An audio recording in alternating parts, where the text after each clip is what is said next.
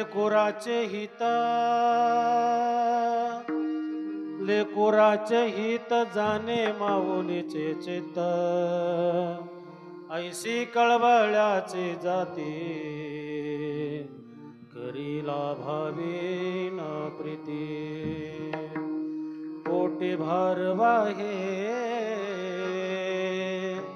त्याचे सर्वस्व हे साहे ऐसी कळवळ्याचे जाती करीला भावे न प्रीती तो का म्हणे माझे तुम्हा संतावरी बोझे ऐसी कळवळ्याची जाती करीला भावी न प्रीती विठ्ठल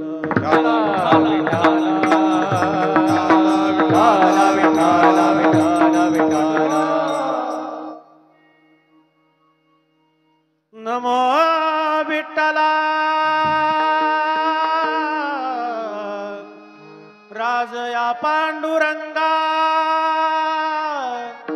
नमो रुक्मिणी माऊली ज्ञानगंगा नमो पुंडलिका नमो चंद्रभागा नमस्कार माझा रुक्मिणी पांडुरंगा पांडुरंगा करू प्रथम नमन पांडुरंगा करू प्रथम नमन पांडुरंगा करू प्रथम नमन पांडुरंगा करू प्रथम नमन पांडुरंगा करू प्रथम नमन पांडुरंगा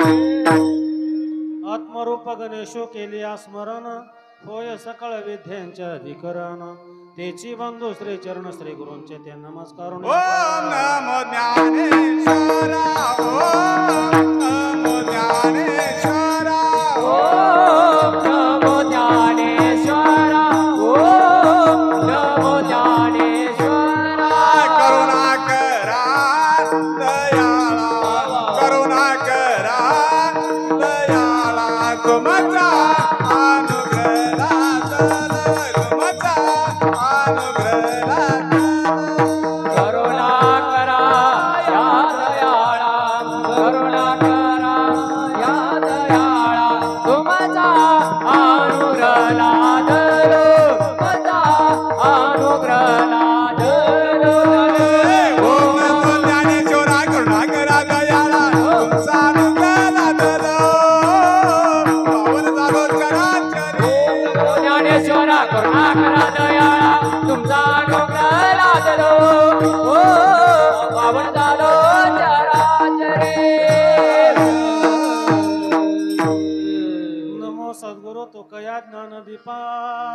नमो सद्गुरु सच्चिदानंद रूपा, नमो सद्गुरु भक्त कल्याण मूर्ती, नमो भास्करा पूर्ण कीर्ती, वचन ऐका कमलापती माझे रंकाची विनंती, कर जोडितो कथे काळी आपण असावे जवळी सेवे लागी सेवक झाला तुमचा लागलो निज चरणा आव स्वामी तुकया देवा यावरी करा लागे सेवक झाला तुमचा लागलो निज चरणा आव स्वामी तुकया देवा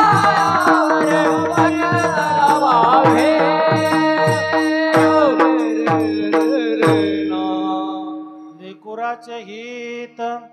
लेकुराचे हित वाहे किंवा जाणे माऊलीचे चित्त, ऐशी कळबळ्याची जाती करीला भावी न प्रीती. प्रस्तुत प्राप्त अशा प्रसंगी भगवत भक्त श्रोते सज्जनांच्या समोर सेवेकरता उच्चारलेला अभंग महान भगवान भक्त देहो निवासी वैराग्याचे मुकुटमणी देवमान्य श्री संत ज्यांनी जगाच्या हिताकरता आपल्या संसाराची राखरांगोळी केली असे देवमान्य श्री संत जगद्गुरु तुकोबराय यांचा चार चरणाचा संत पर प्रकरणातील अभंग सेवेकरता निवडलेला आहे. विठ्ठल अभंग संत पर प्रकरणातील अभंग जगद्गुरु तुकोबरायांचा आहे.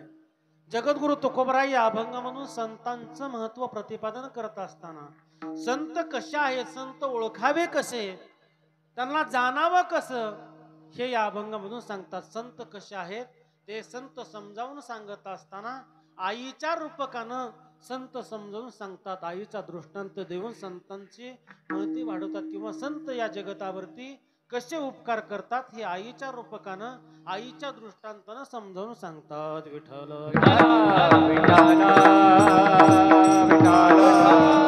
या जगतामध्ये सगळ्यात जास्त उपकार जर कुणाचे असतील तर ते आमच्या संतांचे. बाप न करी ऐसी माय केले उपकार सांगू मी काय.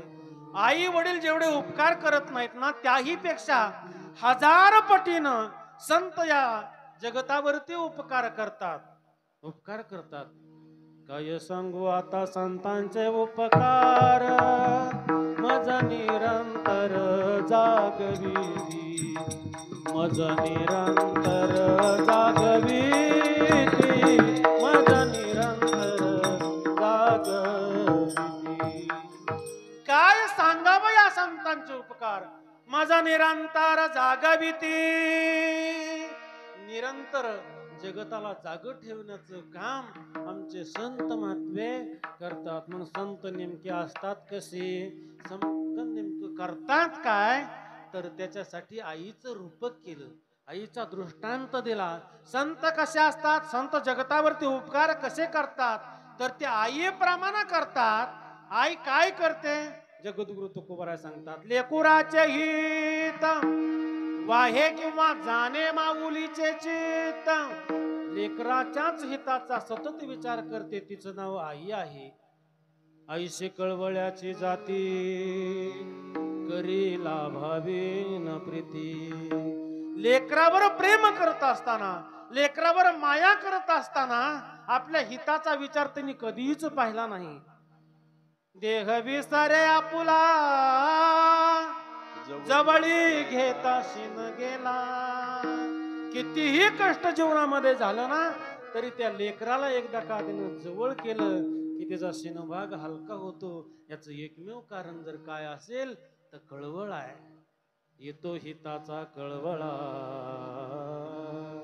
म्हणून ऐशी कळवळ्याची जाती करीला भावी न प्रीती. का करते याचं उत्तर जगद्गुरु तुकोबराय अभंगाच्या 3ऱ्या चरणामध्ये सांगतात. पोटे भारवा हे त्याचे सर्वस्व हे साहे.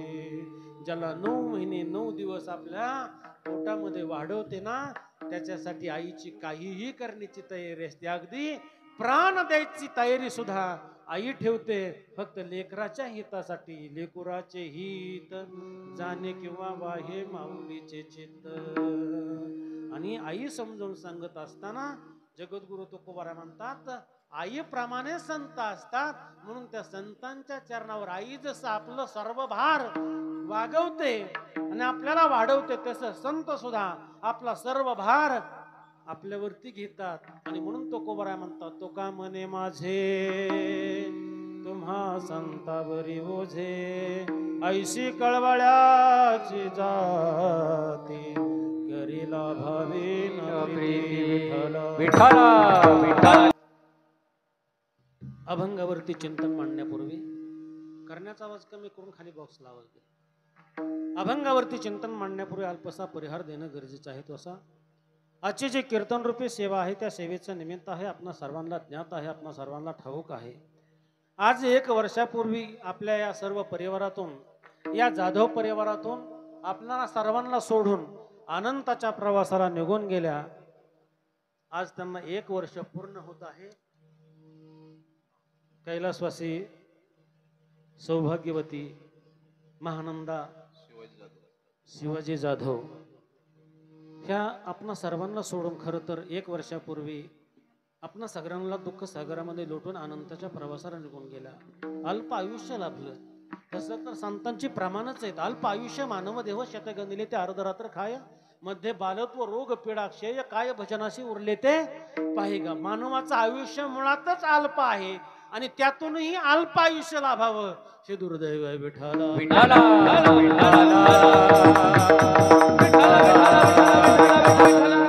अगदी मध्य टप्प्यावरती, मध्यंतरीच्या टप्प्यावरती यावा आणि आयुष्याची दोरी संपावी, आयुष्य संपावं असं त्यांचं जीवन. आणि शिवाजीरावांना खरं तर त्यांची साथ सोडून आज खऱ्या अर्थानं त्या निघून गेल्या. खरं दुःख त्यांना आहे. मी नेहमी सांगत असतो कीर्तनामधून लहानपणी आई मरू नये. आई मेल्यानंतर लहानपणी काय हाल असतात हे त्याला आई नाही त्याला विचारा. तरुणपणी नवरा मरू नये, नवरा तरुणपणी मरू नये. तरुणपणी नवरा मेल्यानंतर काय यातना भोगाव्या लागतात ज्याच्या तरुणपणामध्ये नवरा गेला त्याला विचारा. आणि म्हातारपणी पत्नी मरू नये. का तर म्हातारपणाचं दुःख एकमेकांनी वाटून घ्यायचं असतं दादा. एकमेकांनी वाटून घ्यायचं असतं आणि एकमेकाच्या दुःखामध्ये सहभागी व्हायचं असतं. आणि तेच यांच्याच्यानं झालं नाही. अगदी म्हातारपणाचा उर्वरित भाग शिल्लक असताना सुद्धा या मातेला जावं लागलं. दुःख आहे. त्यांच्या पाठीमागे त्यांचा परिवार आहे.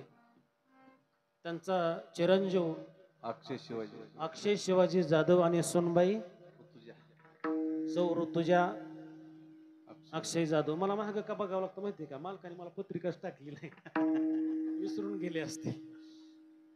त्यांच्या मुली आहेत सौ रुपाली माने, अर्चना माने आणि दीपाली गायकवाड, सोनाली माने आणि सर्व जाधव परिवार.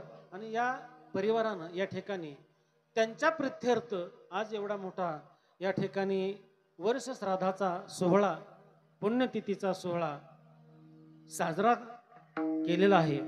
आणि या कार्यक्रमाला आवर्जून उपस्थित असलेले आमचे सर्वच भजनी मंडळ, दादा महाराज असतील ज्यांनी या कीर्तनाला रंगत वाढवली असणे, भजनी मंडळ, आमचे हरी महाराज असतील, आमचे अभि महाराज, हनु महाराज, आमच्या दिंडीचे चोपदार सुनीलजी गायकवाड, विनेकरी राजू काका मोरे. तोंडातनं शब्द बाहेर पडावा आणि त्याचा स्वर व्हावा असं ज्यांचं पेटी वादन आहे असे आमचे फक्कड महाराज. आणि या कीर्तनाला चांगल्यातली चांगले पकवाजाची साथ ज्यांची लाभली ते आमचे अमर महाराज. आणि तुम्ही सर्वजण श्रोते सज्जन मायबाप आपणा सर्वांच्या चरणावरती दंडवट करतो, नतमस्तक होतो, कारण तुमच्या सर्वांच्यामुळेच आज मी या ठिकाणी उभा आहे. विठाला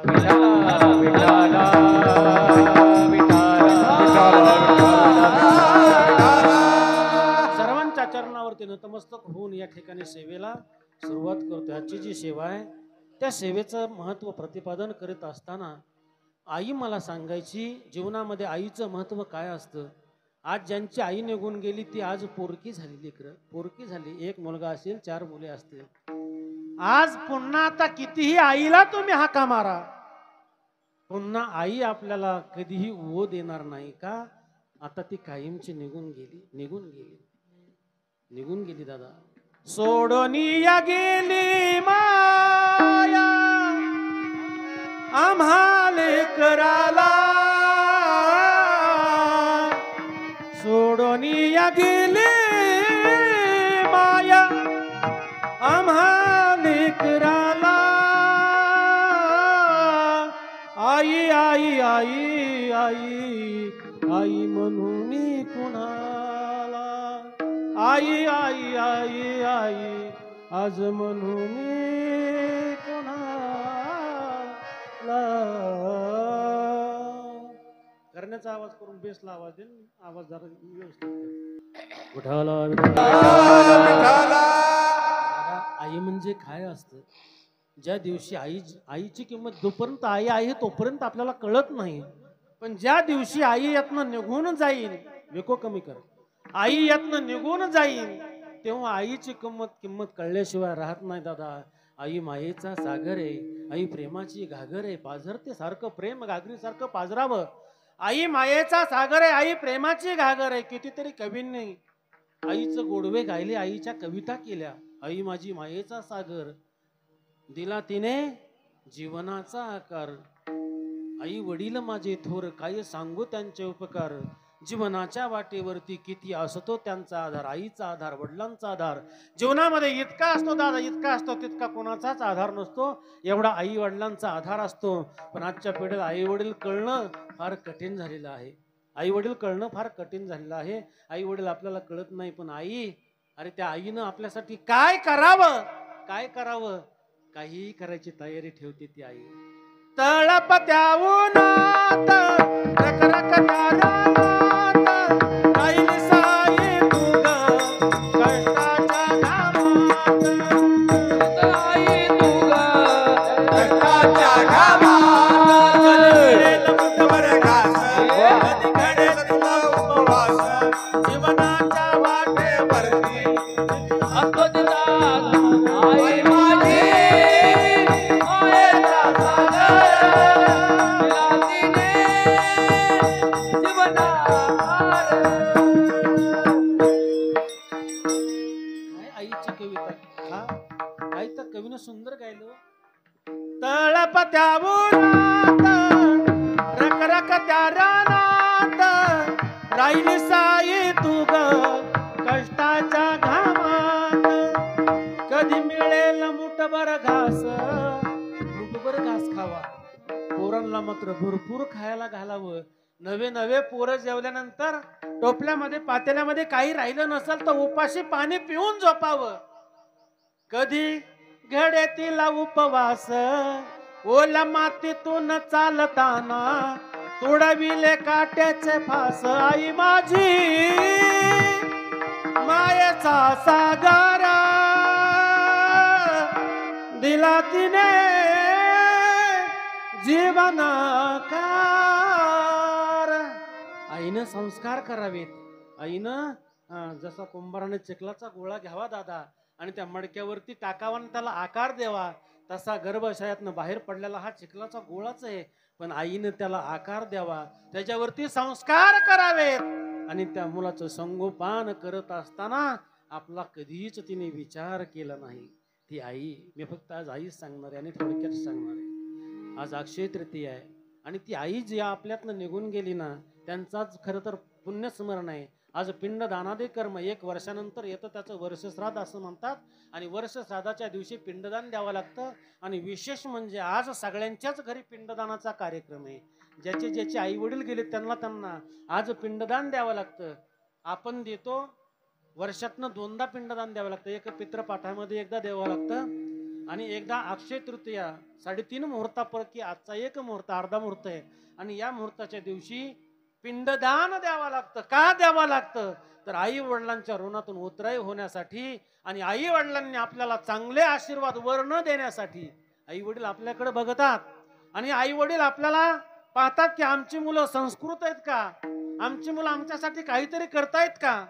त्याच्यासाठी आज खरं तर पिंडदान द्यावं लागतं. आणि जर आपण पिंडदान नाही दिलं तर आपल्याला वर्ण आपले पितर बोट मोडल्याशिवाय आहा कटाट्याची करीती पितर आहा कटाट्याची करीती पितर करीती पितर आहा कटाट्याची करीती पितर वंशी दुराचारी पुत्र झाला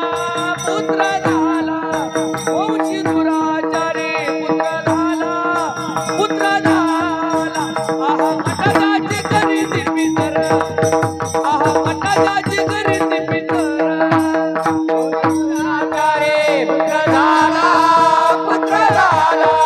वंश दुराचारी पुत्र झाला आहा कटाट्याची करीती पितर आहा कटाट्याची करीती पितर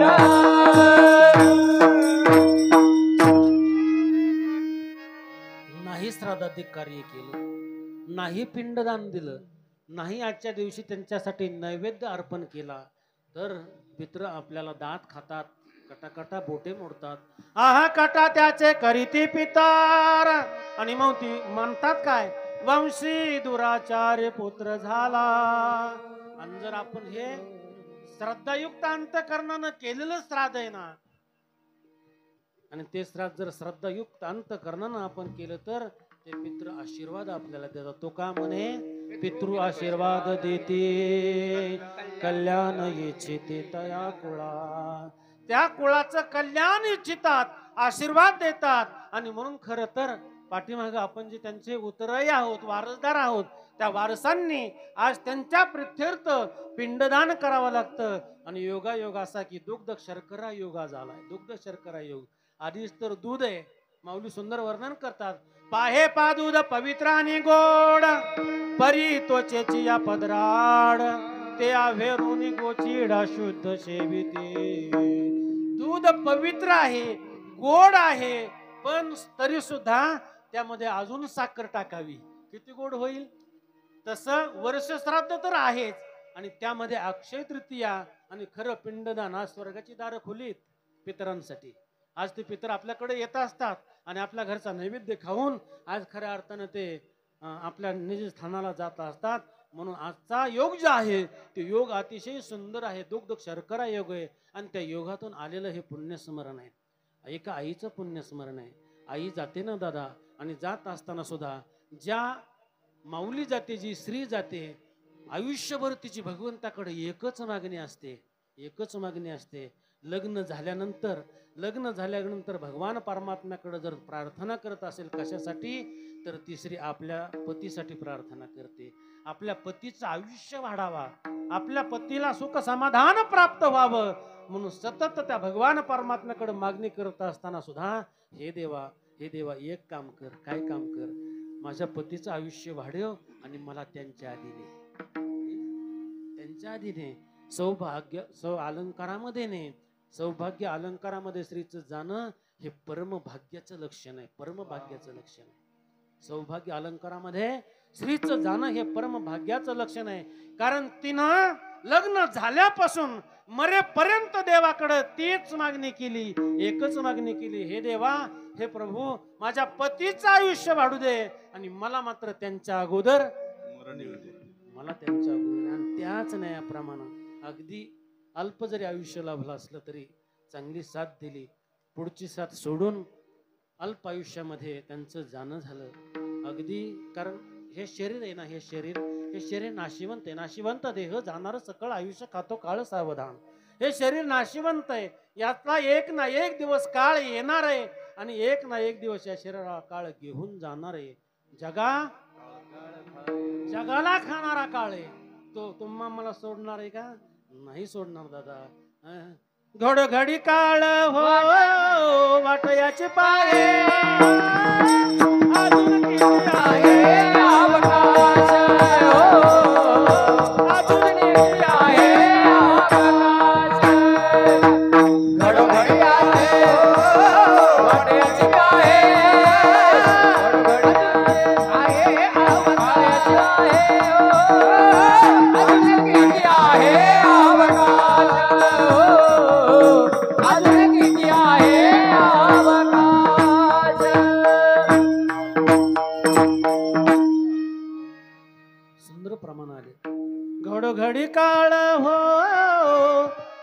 वाट याची पाहे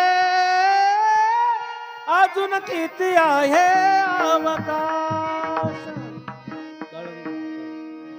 जन्मल्या पिंडा ते मरण सांगा ते किंवा जन्मली या बाळ त्याची वाट पाहे काळ. जन्मल्यापासून मरेपर्यंत तो काळ आपली वाटच बघत बसलेला असतो, टपलेला आहे आपल्याला नेण्यासाठी. कारण हे त्याच आहे, कुणाच आहे? देह हे काळाचे, देह हे काळाचे,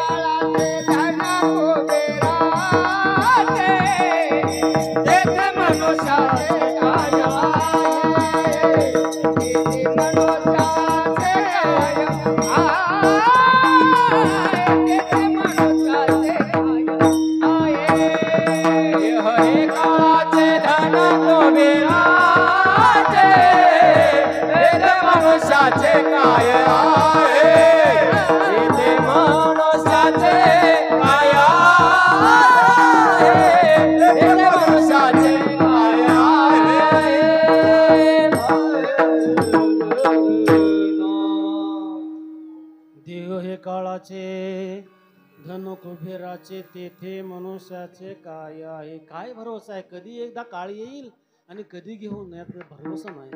क्या भरोसा है इस जिंदगी का, क्या भरोसा है इस जिंदगी का.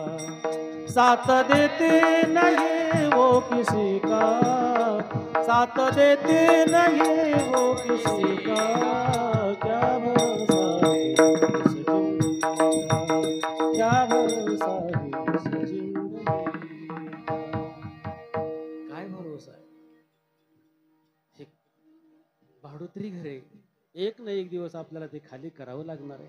त्या भगवान परमात्म्यानं आपल्याला नाण्यासाठी जागा दिली, पण कुठपर्यंत? जोपर्यंत त्याचा करार आहे तोपर्यंत. करार संपला की भाडं द्यायचं आणि ते घर खाली करायचं. जिंदगी एक किराए का घर है, जिंदगी एक किराए का घर है.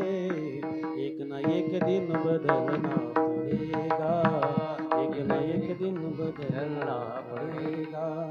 मौत जब तुझको, मौत जब तुझको आवाज देगी, घर से बाहर निकलना पड़ेगा, घर से बाहर निकलना पड़ेगा.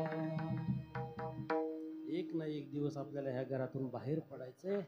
तुम्हा आम्हाला सगळ्यांना आमचं तुमचं आमचं जाऊ द्या. येथे उरो नाही आले अवतार, येरते पामर जीव किती.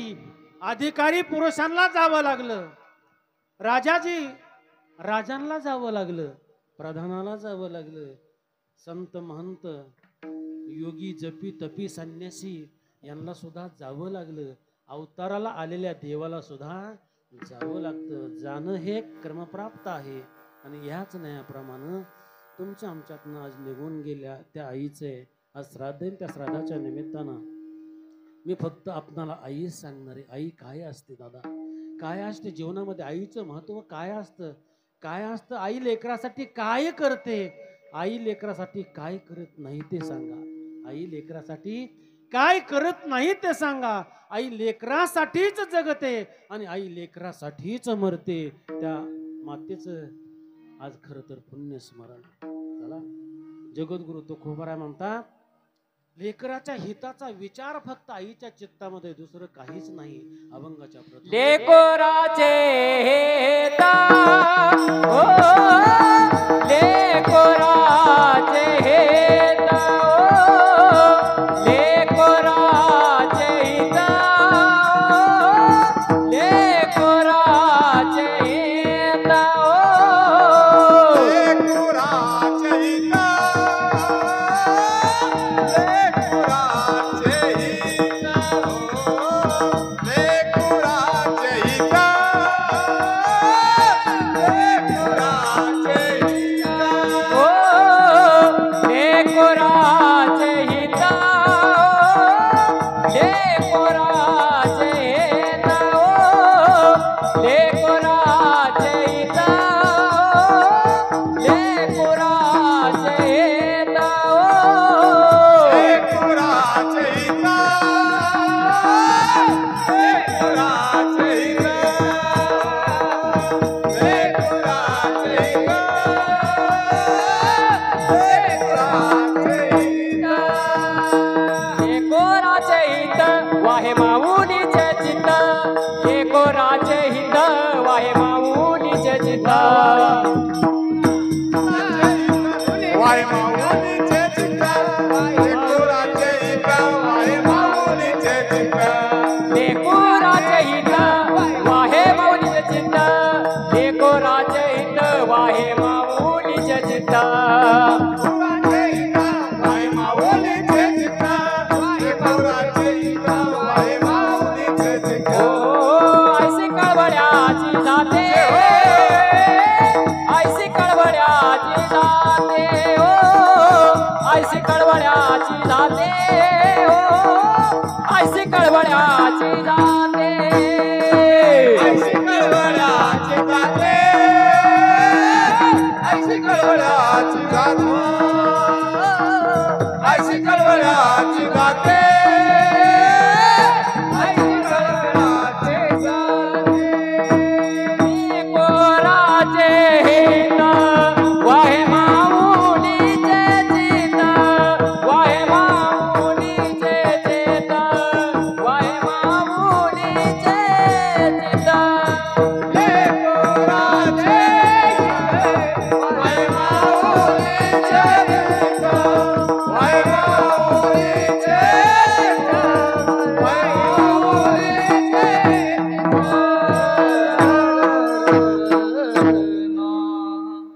जगद्गुरु तुकोबाराय या अभंगाच्या प्रथम चरणात आईचं महत्व प्रतिपादन करत असताना तुकोबाराय म्हणतात की लेकराचं हित हेच आईचं चित्त आहे. लेकराच्या हिताचा विचार हा फक्त तिच्या चित्तामध्ये असतो. तिच्या चित्तामध्ये दुसरं काहीच नसतं. बाळ एक बाळ कुठेही गेलं तरी आई जाणते. बाळाला काही कळत नाही दादा. काय कळतो? जे जन्मलेला मातेच्या गोळ्यासारखा गोळा आहे, फक्त जीव नावाची संज्ञा त्यामध्ये. त्याला काही कळत नाही. त्याला भूक लागलेली सुद्धा कळत नाही. त्याला खायचं कळत नाही. त्याला प्यायचं कळत नाही. त्याला गहन करायची सुद्धा कळत नाही. आईनं जाणावं माझं बाळ उठलं असेल, माझ्या बाळाला भूक लागली असेल, माझ्या बाळानं ते बाळूत ओलं केलं असेल, मला ते बदललं पाहिजे, माझ्या बाळाला पाना पाजला पाहिजे, माझ्या बाळाला झोपवलं पाहिजे, हे आई जाणत असते. म्हणून जाणे हा शब्द आहे. वाहे हा शब्द सुद्धा या ठिकाणी आहे. वाहे का तर जरा जसा सतत वाहत असतो ना, तसं आईचं प्रेम मात्र सतत सतत सतत लेकरासाठी त्या झऱ्याप्रमाणे वाहत असतं दादा. म्हणून जगद्गुरु तुकोबाराय या ठिकाणी म्हणतात, लेकुराचे हित वाहे माऊलीचे चित. अभंग सोडवत असताना दादा महाराज, अभंग प्रत्येक ठिकाणी जरी तोच घेतला तर मला वेगवेगळ्या अंगानं वेगवेगळ्या ढंगानं सोडवण्याची पद्धत आहे. कधी मी उलटाही अभंग सोडवतो, कधी सुईचाही सोडवतो, कधी मधूनही सुरुवात करतो. फक्त अभंग जरी अनेक वेळा ऐकला असला तरी अभंगामधलं चिंतन मात्र वेगवेगळं मांडण्याचा मी प्रयत्न करत असतो दादा, वेगवेगळा मांडण्याचा प्रयत्न करतो. आज आई मला सांगायची, मी अनेक वेळा आई सांगितली, अनेक कीर्तनामधून तुम्ही आई ऐकली असेल, पण आई लेकरासाठी काय करते याचं एक उदाहरण, मूर्तिमंत उदाहरण तुमच्या डोळ्यासमोर ठेवतो आणि फक्त आईच सांगतो. विठाला विठाला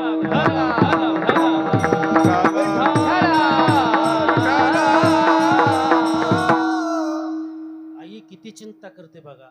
आपल्या पोटी येणारी संतती चांगली असावी, आपल्या पोटी येणारं मुलगा सुसंस्कृत असावं, आपल्या पोटी येणारा माऊली ज्ञानेश्वरासारखा असावा, तुकोबासारखा असावा, श्रीकृष्णासारखा असावा, सारखा असावा.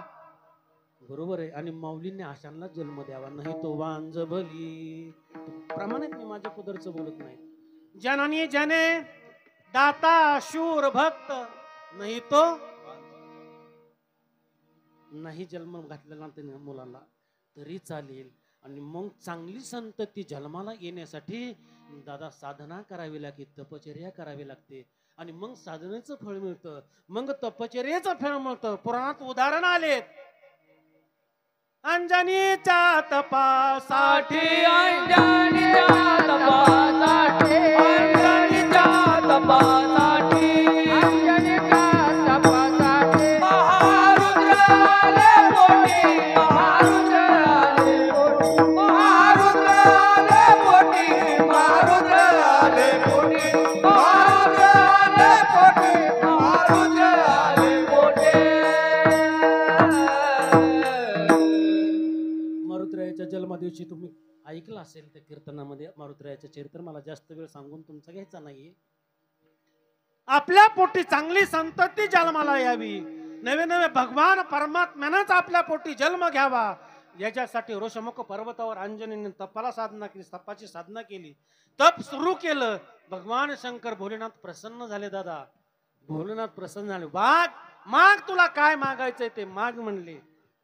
अंजनीने एकच मागितलं, देवा दुसरं काहीच मागणार नाही, तुमच्यासारखा मुलगा माझ्या उदरामध्ये यावा एवढीच अपेक्षा आहे. तथास्तु म्हणले. पुढला इतिहास तुम्हाला माहिती आहे, मला सांगून तुमचा वेळ घेत नाही.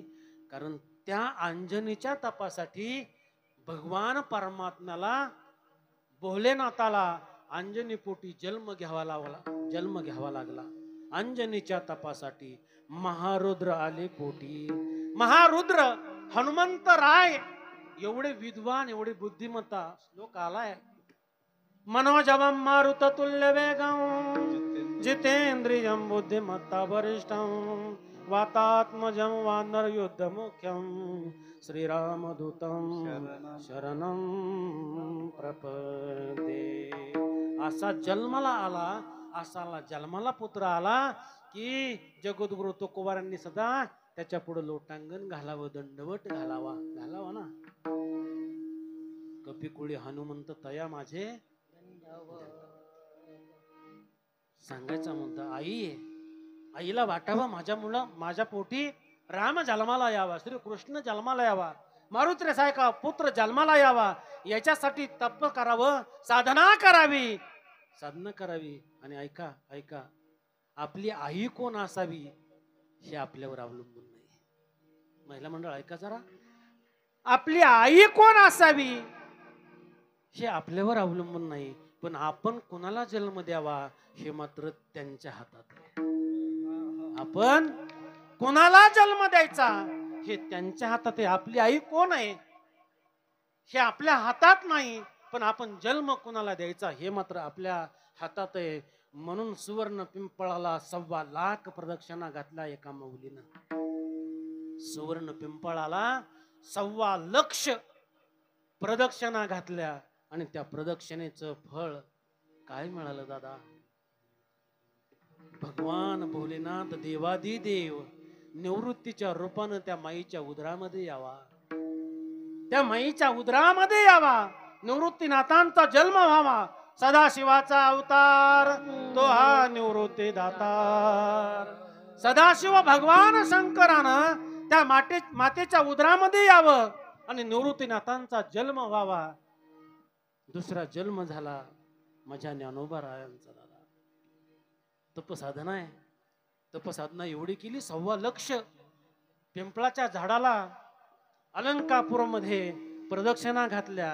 रोज मारुतीला देवा लावावा, रोज मारुतीला देवा लावावा आणि रोज सिद्धेश्वराची पूजा करावी असा नित्यनेम 1.25 लक्ष प्रदक्षिणा पूर्ण केल्या. त्याचं फळ पहिला मुलगा निवृत्ती, दुसरा मुलगा महाविष्णूचा अवतार.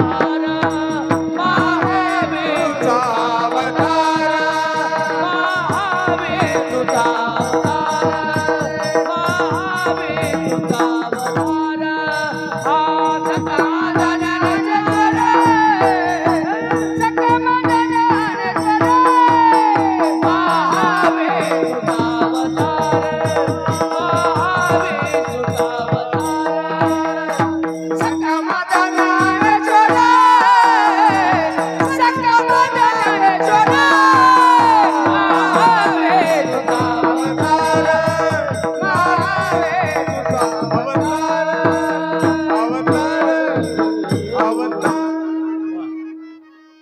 अधिकार सांगतोय. आई किती मोठी. आणि तिने ठरवलं ना, तिने ठरवलं तर देवाला सुद्धा तिच्या पोटी अवतार घ्यावा लागतो दादा, अवतार घ्यावा लागतो. चला, माऊलींचा जन्म झाला. महाविष्णूचा अवतार ज्ञानोबारायजीच्या उदरामध्ये आले आणि ज्ञानोबारायांचा जन्म झाला. ब्रह्मा सोपान तो झाला, भक्त आनंद वर्तला. तिसरा मुलगा झाला तो ब्रह्मदेवाचा अंश असणारा सोपान काका आणि आदिमाया आदिशक्ती मुक्ताबाई. दासी जनी लागे बाई, दासी जनी लागे बाई, दासी जनी लागे बाई. आदिशक्ती मुक्ताबाई, दासी जनी लागे बाई, दासी जनी लागे बाई.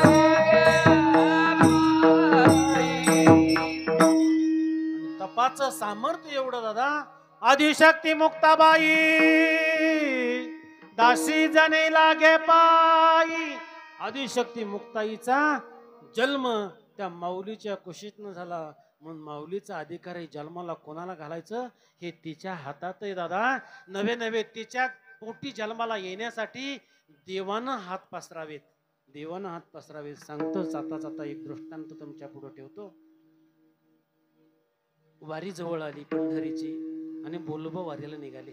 बोलोबा वारीला निघाले आणि आईसाहेबांना विनंती केली, अहो तुम्ही चाललाय, मलाही तुमच्या बरोबर येऊ दे ना वारीला, मला तुमच्या बरोबर वारीला येऊ द्या.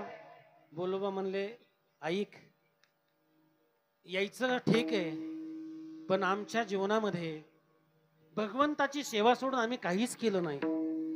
आणि ज्या ज्या वेळेला आम्ही भगवंता पुढे जातो, पण भगवंता पुढे कधी हात पसरला नाही. तुला यायचं असेल तर चल, पण भगवंताला काही मागायचं नाही, काही मागायचं नाही. वचन दिलं, नाही मागणार, नाही मागणार मी, पण मला घेऊन चला ना, चला ना, मला यायचंय हो धनी, मलाही दाखवा ना विठुरायाची पंढरी. पाहिजे मला पंढरी, तुम्ही सारखं जाता, मलाही येऊ द्या, येऊ द्या मलाही. ठीक आहे, निघाले, वारीला गेले. पंढरपूरमध्ये उतरले, चंद्रभागेमध्ये स्नान केलं, पुंडलिकरायाचं दर्शन घेतलं. एक एक पायरी करत महाद्वारामध्ये आले. महाद्वारामध्ये आल्यानंतर अगोदर संतांचं दर्शन आहे, अगोदर पुंडलिकरायाचं दर्शन आहे, अगोदर चंद्रभागेचं स्नान आहे, पुंडलिकरायाचं दर्शन आहे, नंतर चोखोबारायांचं दर्शन आहे. देवाकडे जाताना चोख असावं, हे का ना, देवाकडे जाताना चोख असावं, निर्मळ असावं, म्हणून पहिलं दर्शन चोखोबारायांचं आहे. आणि चोख असून सुद्धा मुखामध्ये नामस्मरण असावं, म्हणून पुढलं दर्शन नामदेवरायांचं आहे. नामदेवरायांचं दर्शन घेतलं. पुढं पुढं सरकत होत्या. महाद्वाराच्या अलीकडच्या कडेला एका कोपऱ्यामध्ये गणपती बाप्पा आहेत. गणपती बाप्पांचं दर्शन घेतलं. कनकाई पुढे आहेत आणि बोलोबा मागे आहेत.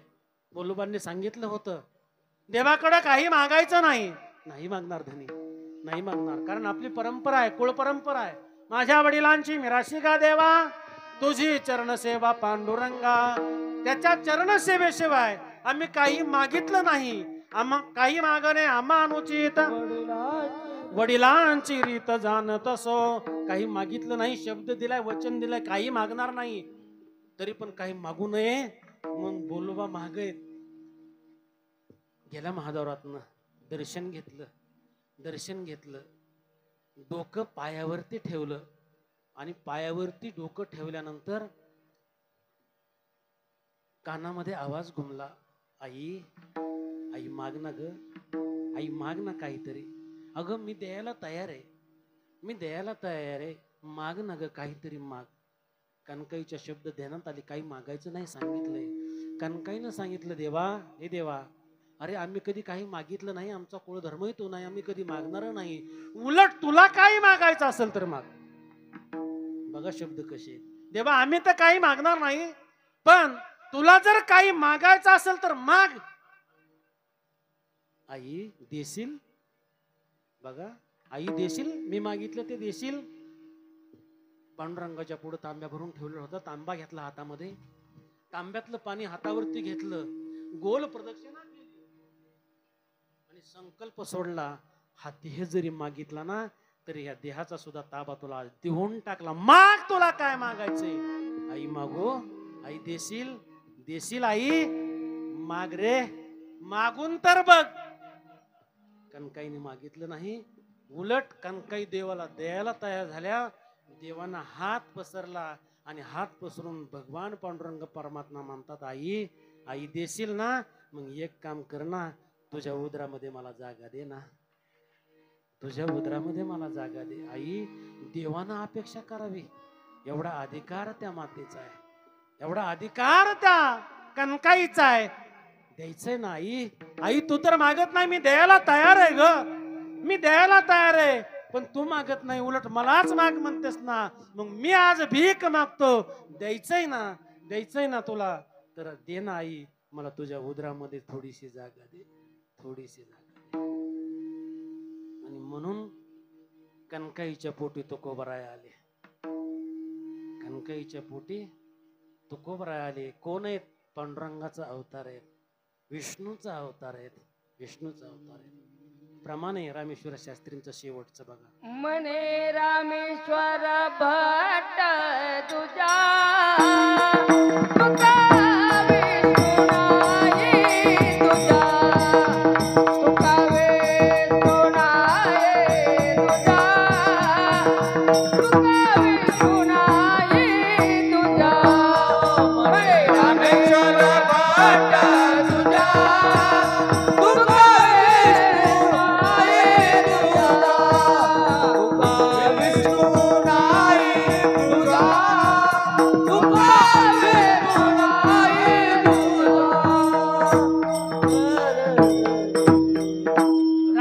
भट्टाने भगवान परमात्मा हाच तुकोबरायांचा अवतार आहे, अंश आहे, असं प्रमाण एका अभंगामध्ये लिहिलं ना. तुकाराम तुकाराम नाम घेता कापेयम, धन्य तुकोबा समार्थ जेने केला हा पुरुषार्थ, जळी दगडा सहित वया तारेल्या जैशालया. म्हणे रामेश्वर भट्ट द्विजा तुका विष्णू नाही दुजा.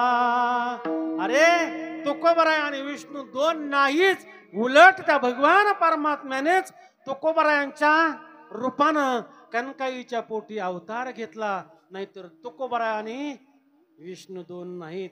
तुकिता तुलनेशी ब्रह्मा तुकाशी आले, तुकिता तुलनेशी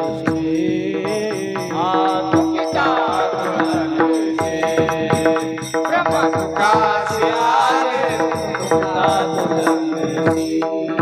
हे मनोनी रामेश्वरी, मनोनी रामेश्वरी, चरणी मस्तक ठेविले आरती तुकारामा, वारी सद्गुरुदारा भजतानंद मूर्ती, पायाला कविया आरती तुकारामा, आरती तुकारामा. स्वामी सद्गुरुदारा भजतानंद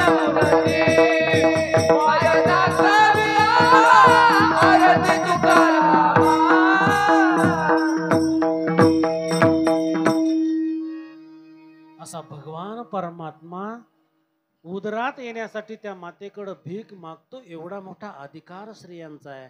म्हणून मी मगाशी सांगून गेलो, आपली आई कोण असावी हे आपल्याला नाही, पण आपण जन्म कोणाला द्यावा हे मात्र आपल्या हातात आहे. ताई, आपल्या हातात आहे. आई, आपल्या हातात आहे. म्हणून जन्म आशाला द्या गड्या, जन्म आशाला द्या. निवृत्ती, ज्ञानदेव, सोपान, मुक्ताबाई, 4 अपत्य रुक्मिणी आईसाहेबांना झाली. किती आनंद, किती आनंद आहे हो, किती आनंद आहे.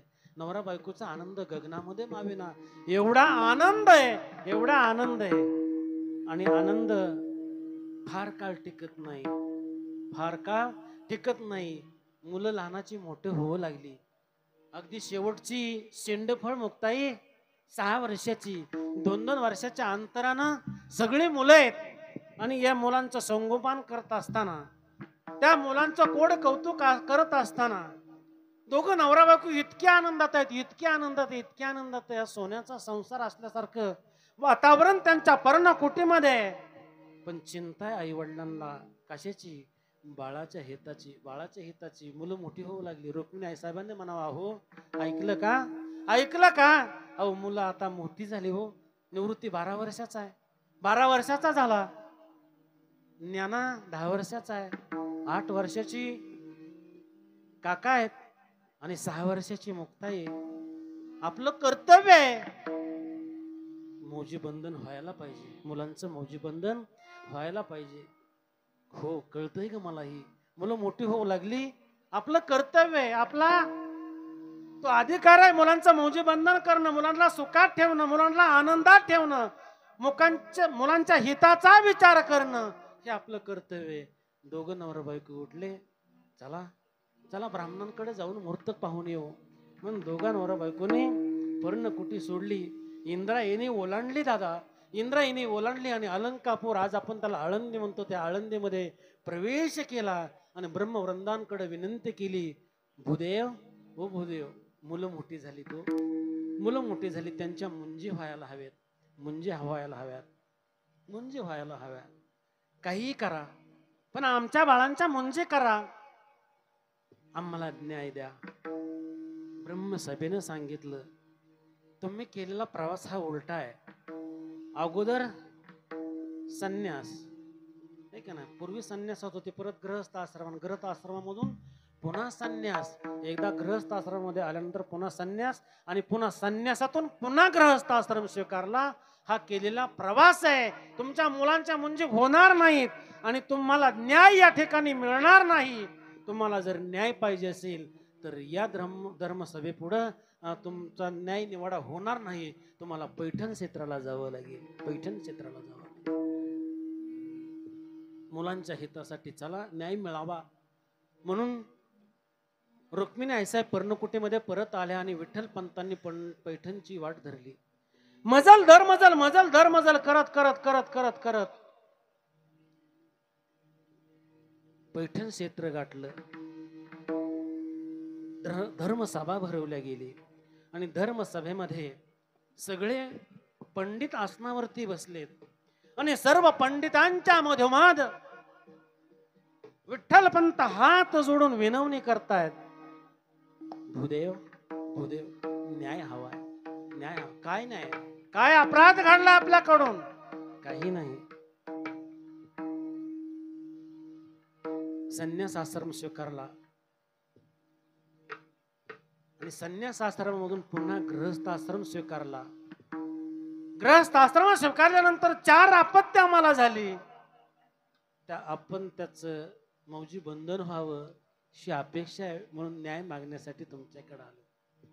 विठ्ठल पंत, तुम्ही केलेल्या गुन्ह्याला क्षमा नाही, क्षमा नाही, तुम्ही केलेला गुन्हा आहे. आणि कुठं पोथी पुराणामध्ये त्याला प्रायश्चित्त सुद्धा सापडत नाही. सगळे ग्रंथ धुंडाळले महाराज त्या पंडितांना. प्रत्येक पान उलगडून पाहावं, वाचावं, पुन्हा घडी घालून ठेवावं, जेवायला जावं, जेवून यावं आणि पुन्हा ग्रंथ उलगडावा आणि पुन्हा वाचायला बसावं. दिवसा मागून दिवस चालला तरी न्याय कुठं त्यामध्ये सापडना. तोपर्यंत विठ्ठल पंत हात जोडून त्या भूदेवांना विनंती करताय. उन्हा तानामध्ये तसेच उभं राहिलेले, पाणी सुद्धा पिलेले नाहीत.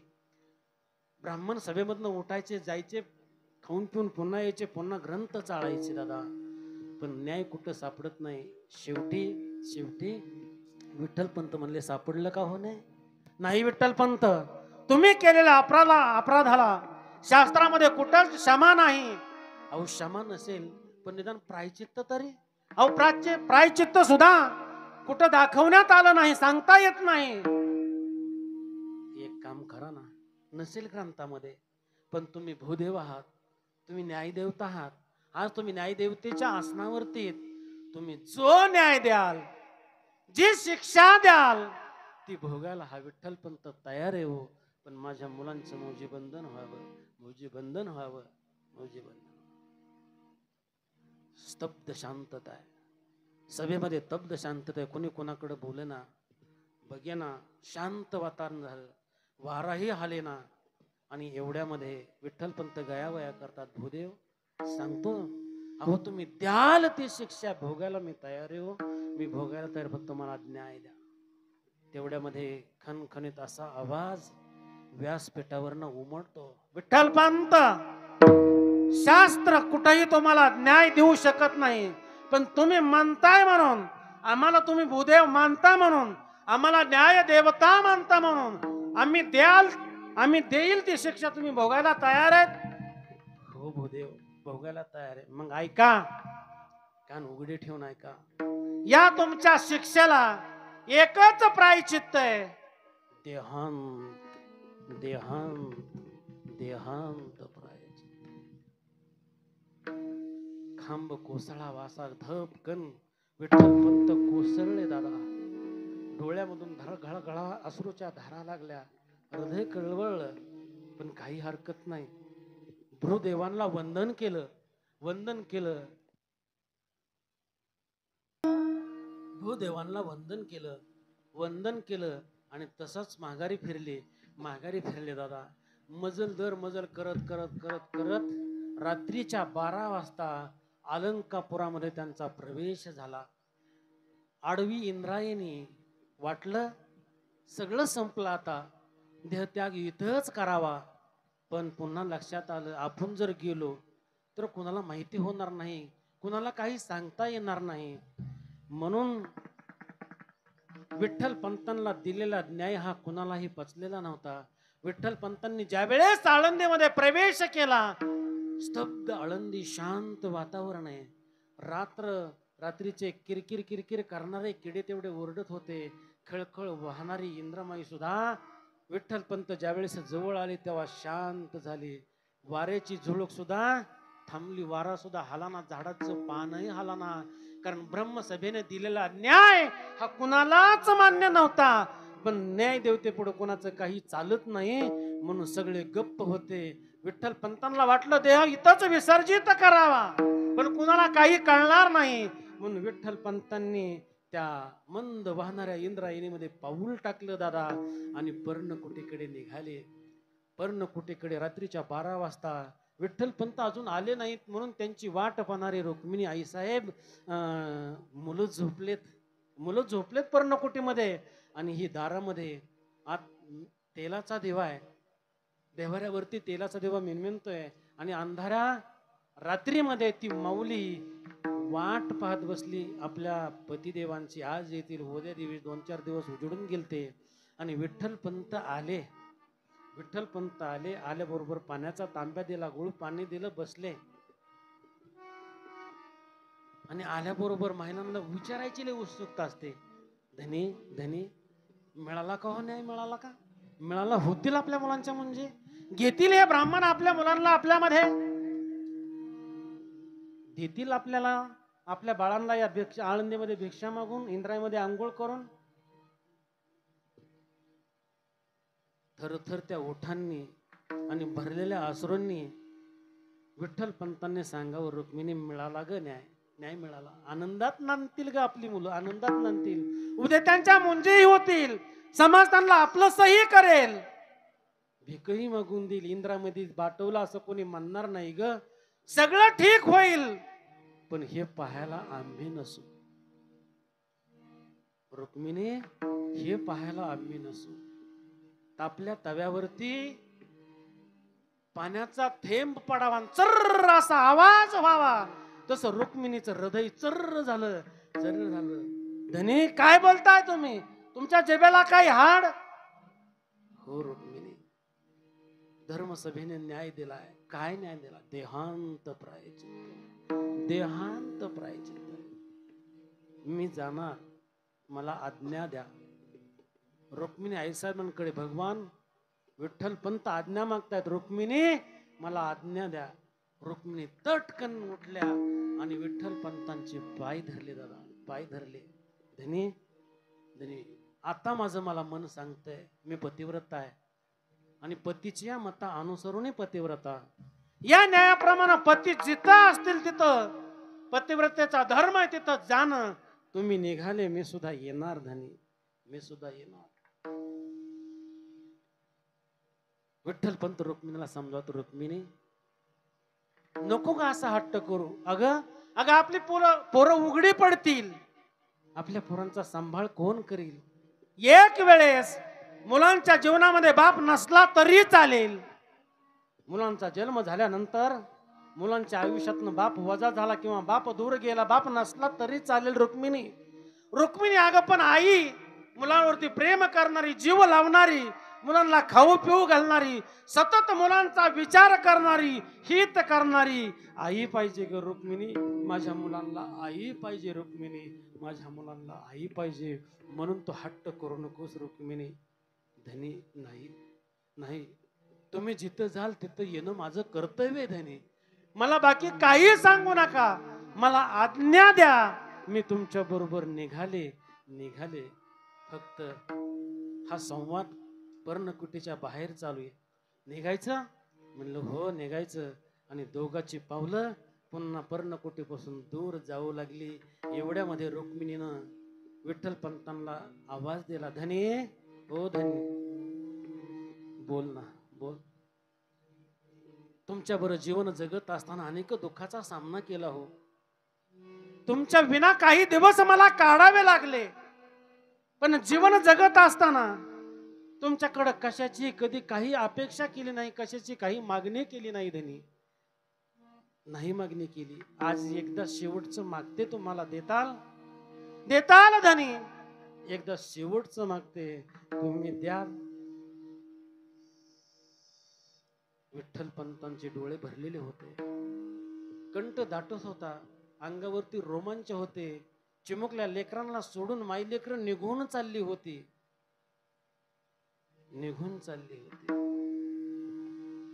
बोल रुक्मिणी, काही नाही, शेवटचं मागणं आहे. मला फक्त माझ्या लेकरांना एकदा डोळे भरून पाहू द्या, एवढीच अपेक्षा करते. विठ्ठल पंतांच्या तोंडातून शब्द फुटत नव्हता दादा. डोळ्यातून अश्रू गळगळ वाहत होते. अंग रोमांचित झालेलं आहे. हृदय फुटू पाहे अशी अवस्था आहे. फक्त होकारार्थी मान हलवल्या गेली आणि रुक्मिणी आईसाहेबांनी पर्णकुटीचा दरवाजा उघडला दादा. दरवाजा उघडला. दिव्यात तेल नव्हतं, पण दिव्याची वात मोठी होती दादा. त्या मिनिमिनी त्या प्रकाशामध्ये ती झोपलेली मुलं, लख प्रकाश त्या झोपडीमध्ये, पर्णकुटीमध्ये. ज्या वेळेस आई साहेब आतमध्ये शिरतात तेव्हा पहिल्या छोट नजर त्यांची मुक्तेवरती जाती. 3 दिवस उपाशी मुलं झोपलेत. त्या मुक्तेकडे पाहून गहिवरून यावं मातेला, गहिवरून यावं. संध्याकाळी झोपवताना आईला बिलगलेली मुलं, आणि आईला म्हणतायत, आई भूक लागली ग, आई भूक लागली, काहीतरी खाया दे ना ग आई काहीतरी खाया दे ना ग. काय 3 दिवसापासून अन्न घरात नाही, अन्नाचा कण नाही.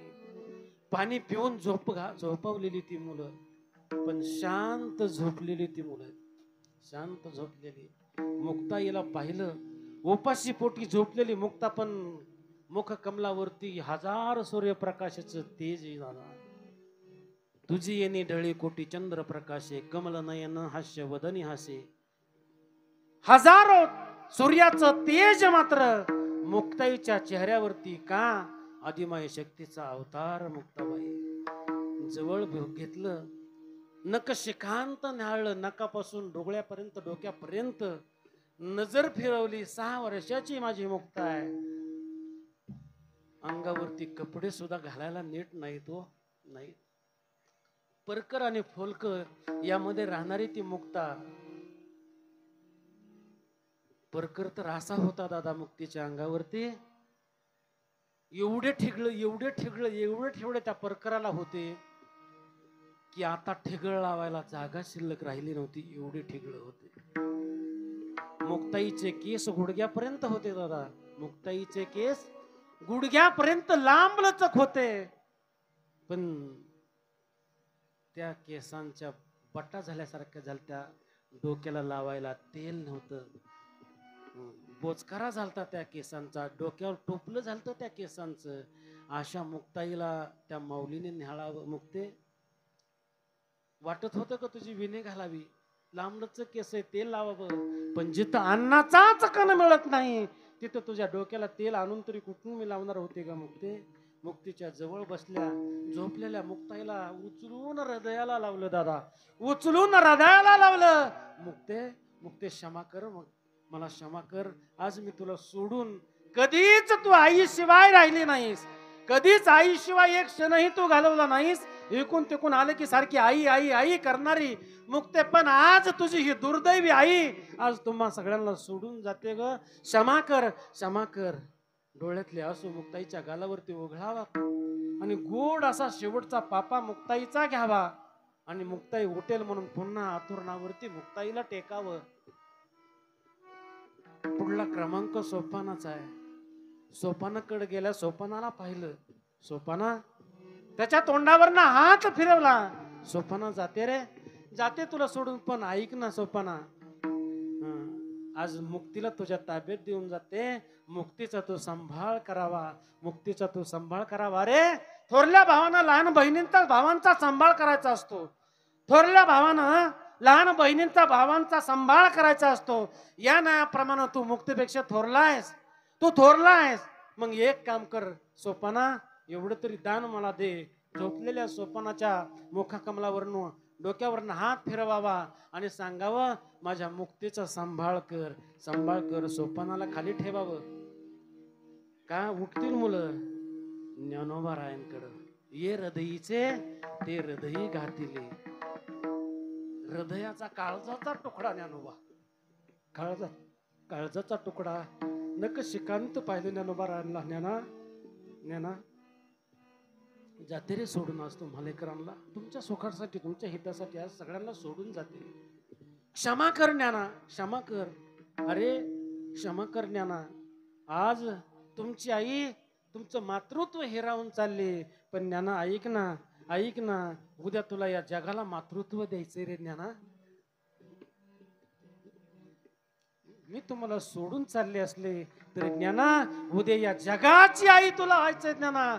म्हणून आयुष्यमान भव आशीर्वाद दिला आणि ज्ञानाला खाली ठेवलं दादा, ज्ञानाला खाली ठेवलं. आई सांगतोय मी, ज्ञानाला खाली ठेवलं आणि निवृत्तीनं धनकडे वळल्या. विठाला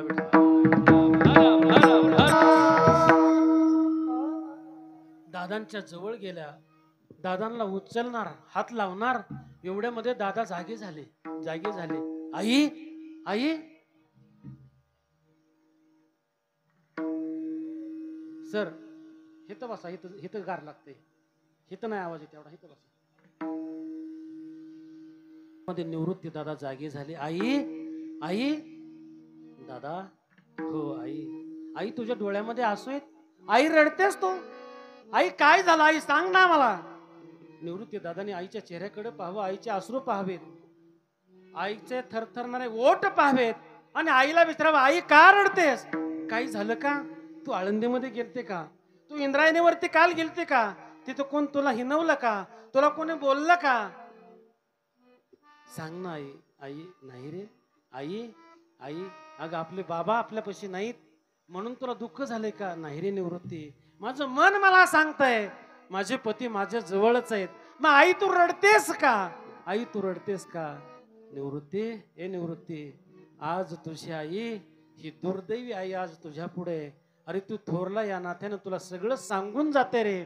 आज आम्ही अनंताच्या प्रवासाला निघून चाललो. आई आई काय बोलतेस आई? हो निवृत्ती, ऐक ना, तुमच्या मुंजी भावात तुम्हाला सुखानं नांदता यावं, तुम्हाला सुखानं या आळंदीमध्ये वागता यावं, भिक्षा मागता यावी म्हणून तुमच्या हिताकरता ब्रह्मसभेने दिलेला न्याय आम्ही पत्करलाय. आम्ही देहांत प्रायचित्ताला निघून चाललो निवृत्ती, आम्ही देहांत प्रायचित्ताला निघून चाललो. पण तू थोरला या नात्यानं, थोरला या नात्यानं आई आई तुला आज भीक मागते रे निवृत्ती. हे दादा, आज आई भीक मागते. निवृत्ती दादा उभेत, ऐका.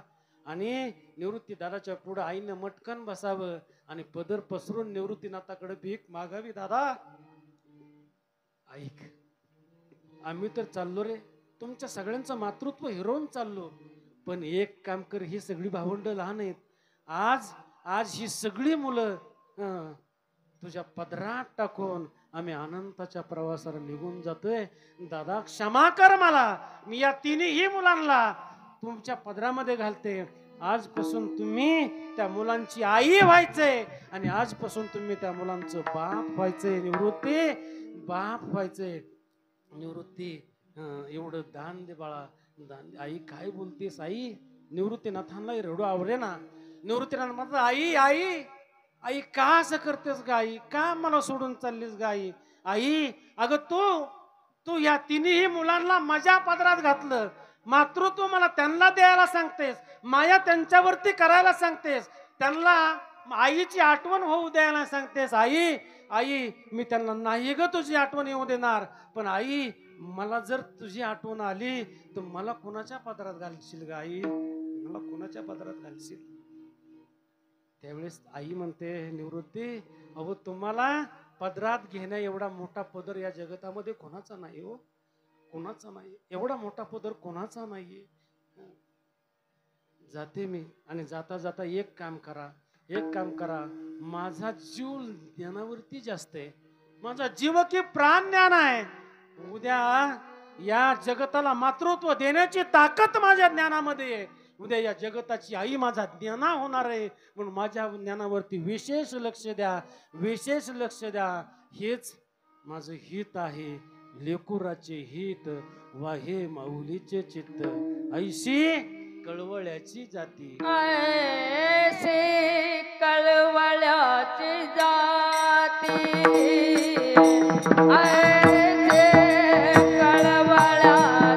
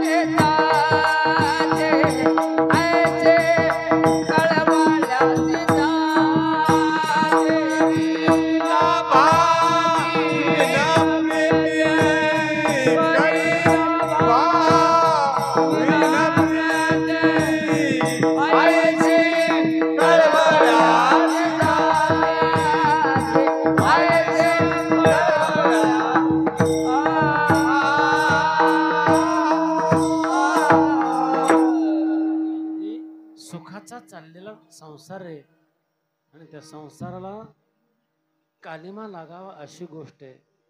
निवृत्तीनाथांपुढे मागणी मागितलं, तिन्ही पदर निवृत्तीनाथांच्या पदरामध्ये घातली आणि ती माऊली आणि तो बाप, बाप तरी काही कमी का दादा? लेकरांच्या हितासाठी बाप करी जोडी, लेकुराची ओढी आपले करवंडी वाळवणी, एका एकी केला मिराशीचा धनी, कडीये वागवणी भार खांदी. बाप तर काय, बाप कोणासाठी चाललाय आज? देहांत प्रायचित्त कोणासाठी घेतोय? लेकरासाठी घेतो. तो बाप आहे दादा. आज ती माऊली निवृत्ती नाथांकडे मागणं मागून तिनेही मुलांना त्यांच्या पदरामध्ये टाकलं आणि निघाली. चिमणे पाकरे हे, चिमणे पाकरे हे, आज तुम्हावरी सोडूनी चाललो आम्ही विश्व हे सोडूनी, चाललो आम्ही हे विश्व सोडूनी. निवृत्ती, हेच माझं हित आणि हेच माझं मातृत्व, लेकुराचे हित वाहे. माऊलीचे चित्त का ऐशी कळवळ्याची जाती, करीला भावी न प्रीती. आपला लाभ तिनं पाहिला नाही, आपलं हित तिनं पाहिलं नाही. आपल्याला किती यातना होतील, किती दुःख होतील. अरे आई बापानं आपल्यासाठी जीव द्यावा, एवढा जीव आई बापानं मुलांवरती लावावा. काय त्या मुलांचं भाग्य. आज आई आम्हाला कळत नाही, आज बाप आम्हाला कळत नाही. मुलांच्या हितासाठीच आज त्या आई बापानं देहांत प्रायचित्ताची शिक्षा भोगली. ज्यानं आई काय आहे आई, संत कवींनी फार फार फार वर्णन केले. घार हिंडते आकाशी चित्त तिले पिल्लापाशी. घार आकाशात जरी हिंडत असले ना तरी तिचं चित्त मात्र लेकराभोवतीच फिरत असतं. मी नेहमी दृष्टांत देत असतो. प्रभाती चारी यास जाय पक्षी, प्रभाती चारी यास जाय पक्षी, प्रभाते चारी यास जाय पक्षी, प्रभाते चारी यास जाय. पिलुवात पाहे, पिलुवात पाहे पक्षी, प्रभाते चारी यास जाय पक्षी, प्रभाते चारी यास जाय. पेलू वाट पाहे, पेलू वाट पाहे उपवाची बसली, प्रभाते चारी जाय बसली, प्रभात तारी जाय.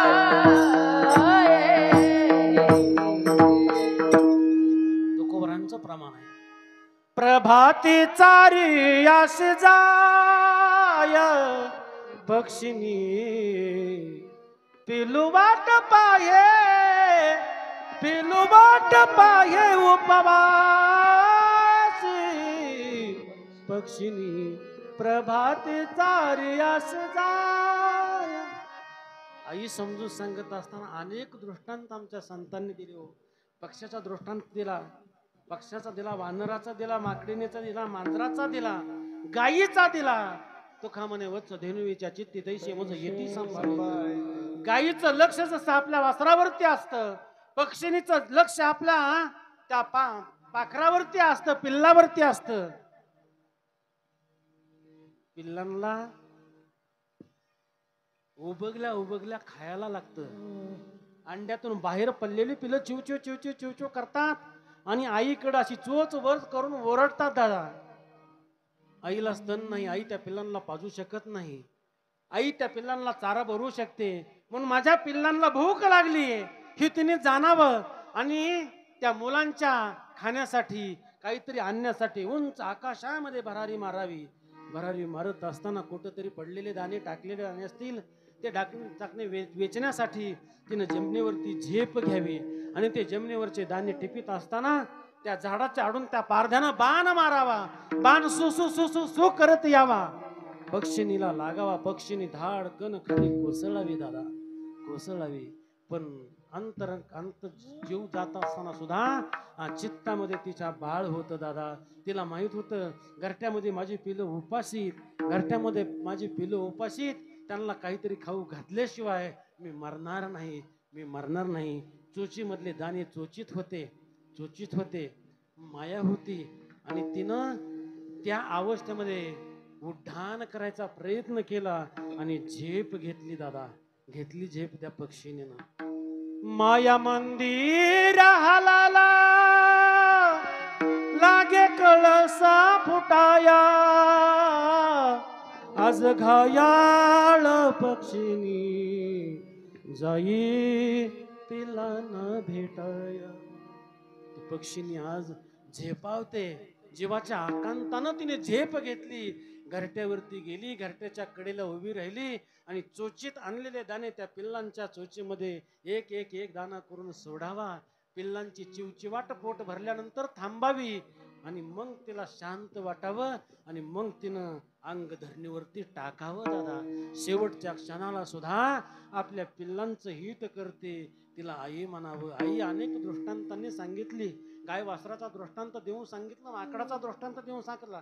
माकड हिंडे झाडावरी, पिल्ले बांधून उदरी, उदराला पिल्लू बांधावं, पण त्या पिल्लाला ते कधी खाली पडू देत नाही, किती खाली पडत. अहो त्या दोनच दाताने त्या उंदराचा फडशा पाडणारी ती मांजर, दोन दाताने उंदराचा फडशा पाडणारी ती मांजर, पण ऐका तिच्याच पिल्लांना बोक्यापासून वाचवण्यासाठी ती मांजर त्याच दातानं त्या पिल्लांना उचलते आणि प्रत्येक रोज जागा बदलते. रोज ती मांजरी पिल्लांच्या हितासाठी, कारण बोकोबा हा त्यांच्यावर टपलेला आहे, तो यांना खाईल म्हणून ज्या दातानं उंदरांचा रोज फडशा उडवणारी ती मांजर त्याच दातानं त्या पिल्लांना उचलते आणि रोज वेगळ्या जागेमध्ये ठेवते, रोज वेगळ्या घरामध्ये ठेवते, पण तो दात तिला लागत नाही लागत. मांजरीच्या पिल्लाला मांजराचा दात लागत नाही, वाघाच्या पिल्लाला वाघाचा दात लागत नाही दादा, नाही लागत. म्हणून शीताचा कळवळ आहे, हिताचा कळवळ आहे, यामध्ये प्रेम आहे, जिव्हाळा आहे, माया आहे, ममता आहे. ज्याला पोटामध्ये वाढवलं त्याच्यासाठी सर्वस्व करायची जबाबदारी काय असते. स्वामी विवेकानंदांकडे एक गृहस्थ जातो आणि स्वामी विवेकानंदांना म्हणतो, मला आई समजावून सांगा ना. स्वामी विवेकानंद म्हणते, आई समजून सांगायला आई एवढी छान लहान आहे का रे? आई सांगायला एवढी लहान आहे का? मी तुला उद्या सांगेन, तुला परवा परवा सांगेन तुला. फक्त एक काम कर, एक 5-6 किलोचा दगड घेऊन माझ्याकडे ये आणि 5-6 किलोचा दगड माझ्याकडे घेऊन आल्यानंतर तो गृहस्थ 5-6 किलोचा दगड घेऊन आला आणि त्याला सांगितलं, हा दगड कमरेवरती वागेव आणि 8 दिवसानं माझ्याकडे ये, न दगड सोडता माझ्याकडे ये, मग मी तुला आई सांगेन. तो सद्गृहस्थ गेला. विवेकानंदाने सांगितल्याप्रमाणे त्याने 5 किलोचा दगड कमरेवरती बांधला आणि सगळी कामं तो करू लागला. पण तो दगड बांधल्यामुळं त्याला इतका त्रास व्हायचा. पण करावं काय? स्वामींची आज्ञा आहे. स्वामींनी सांगितलंय की माझ्याकडे येताना हा दगड तोपर्यंत असायला पाहिजे, तेव्हाच मी तुला आई समजावून सांगेन. 8 दिवसानं तो गृहस्थ स्वामींकडे जातो. स्वामी मला आई समजून सांगा ना. म्हणले, अगोदर एक काम कर, तो पाठीवरचा दगड सोड आणि खाली टाक. त्याने तो दगड सोडला, खाली टाकलं आणि म्हणला, कसं वाटलं 8 दिवस तुला? 8 दिवस कसं वाटलं? तेव्हा तो म्हणतो, महाराज काय सांगावं, किती यातना झाल्या असतील माझ्या जीवाला.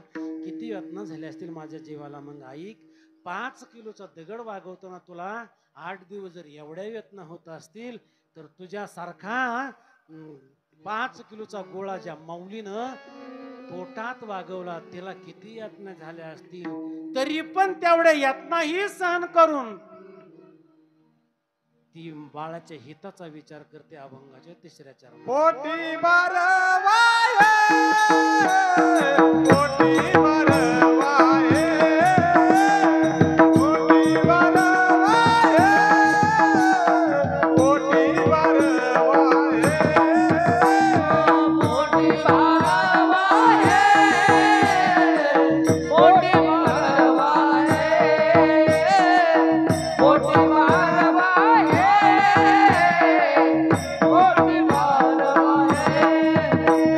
सर्व सोयी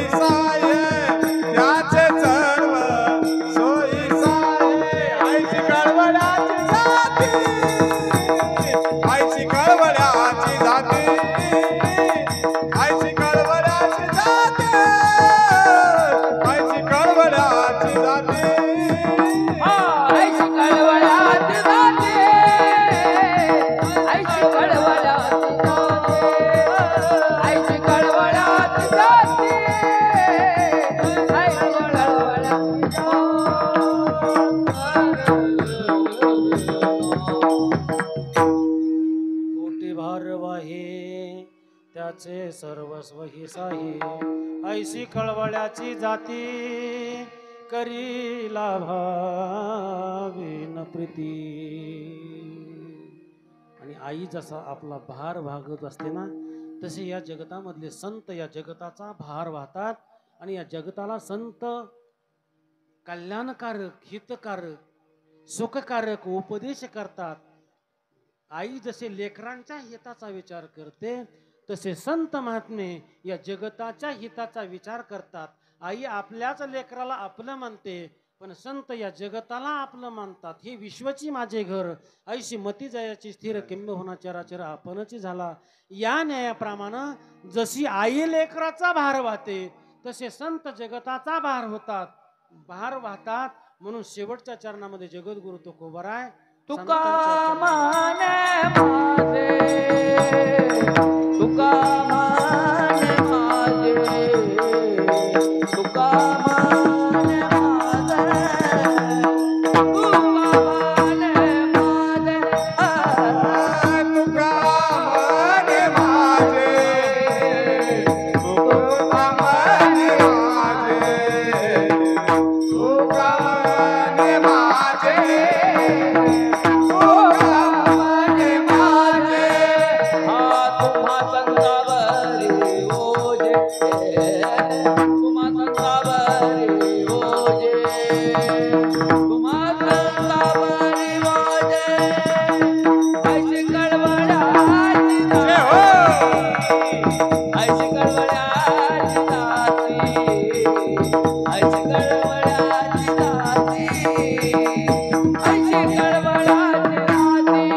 तुम्हा संतावरी ओजे, तुम्हा संतावरी ओजे, तुम्हा संतावरी ओजे, आईची कळवळाची जाते, ऐशी कळवळ्याची जाते, आईची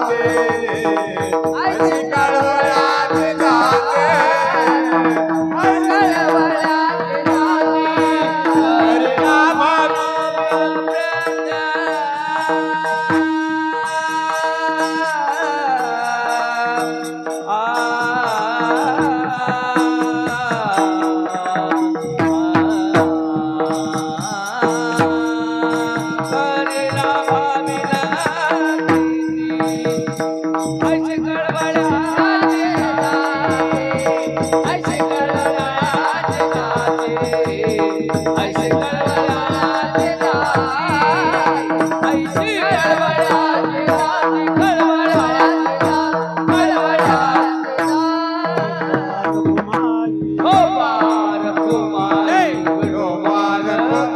अक्षय अक्षय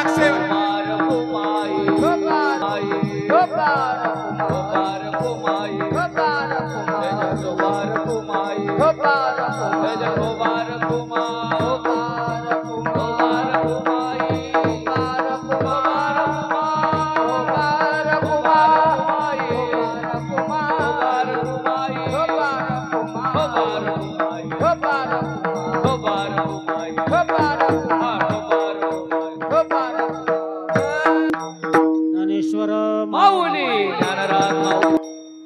शेवटच्या चरणामध्ये जगद्गुरु तुकोबारा म्हणतात, आई जसं लेकरासाठी सर्वस्व करते, तसे संत या समाजासाठी सर्वस्व आपलं आयुष्य खर्च करतात आणि समाजाला हिताचा उपदेश करतात. संतांचं एवढंच कार्य आहे की समाजाला हिताच्या मार्गानं लावावं.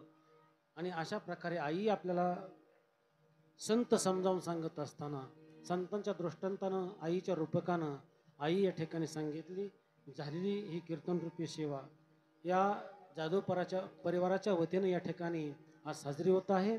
आज या कीर्तनाचं सर्वस्व फल त्या मातेला जावं, कारण उत्तमची गती तो एक पाविलं उत्तम भोगिलं जीवखानी या प्रमाणे मातेला आयुष्य जरी कमी लाभलं असलं, आज अचानक आली हवा, आज विझला मायेचा दिवा.